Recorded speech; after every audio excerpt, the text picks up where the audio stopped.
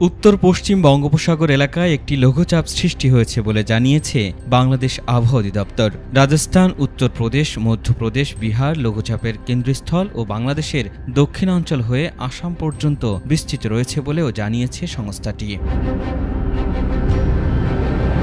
আবহাওয়া অফিস জানিয়েছে, বুধবার সন্ধ্যা ৬টার মধ্যে রংপুর, ময়মনসিংহ ও সিলেট বিভাগের কিছু কিছু জায়গায় এবং রাজশাহী, ঢাকা, খুলনা, বরিশাল ও চট্টগ্রাম বিভাগের দু-এক জায়গায় অস্থায়ীভাবে দমকা হাওয়াসহ হালকা থেকে মাঝারি ধরনের বৃষ্টি অথবা বজ্রসহ বৃষ্টিপাত হতে পারে। সেই সঙ্গে সারা দেশের কোথাও কোথাও মাঝারি ধরনের ভারী থেকে ভারী বর্ষণ হতে পারে।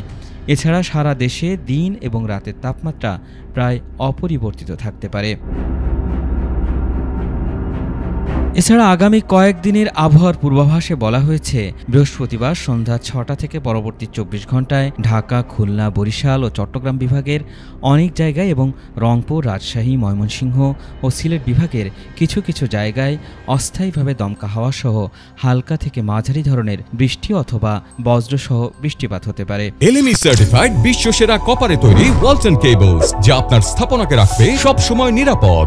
সেই সঙ্গে ঢাকা, খুলনা, বরিশাল ও চট্টগ্রাম বিভাগের কোথাও কোথাও মাঝারি ধরনের ভারী থেকে ভারী বর্ষণ হতে পারে। এছাড়া সারা দেশে দিন এবং রাতের তাপমাত্রা প্রায় অপরিবর্তিত থাকতে পারে।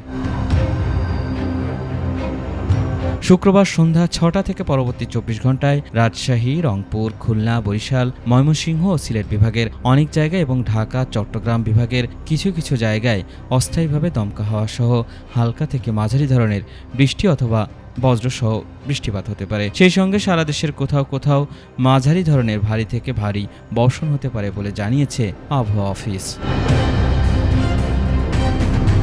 শনিবার সন্ধ্যা ৬টা থেকে পরবর্তী ২৪ ঘণ্টায় রংপুর, ময়মনসিংহ, খুলনা ও সিলেট বিভাগের কিছু কিছু জায়গায় এবং রাজশাহী, ঢাকা, বরিশাল ও চট্টগ্রাম বিভাগের দু-এক জায়গায় অস্থায়ীভাবে দমকা হাওয়া সহ হালকা থেকে মাঝারি ধরনের বৃষ্টি অথবা বজ্রসহ বৃষ্টিপাত হতে পারে। সেই সঙ্গে সারা দেশের কোথাও কোথাও মাঝারি ধরনের ভারী বর্ষণ হতে পারে বলে জানিয়েছে আবহাওয়া অফিস। এছাড়া আগামী ৫ দিন বৃষ্টিপাতের প্রবণতা অনেকটা কমতে পারে বলেও জানিয়েছে আবহাওয়া অধিদপ্তর।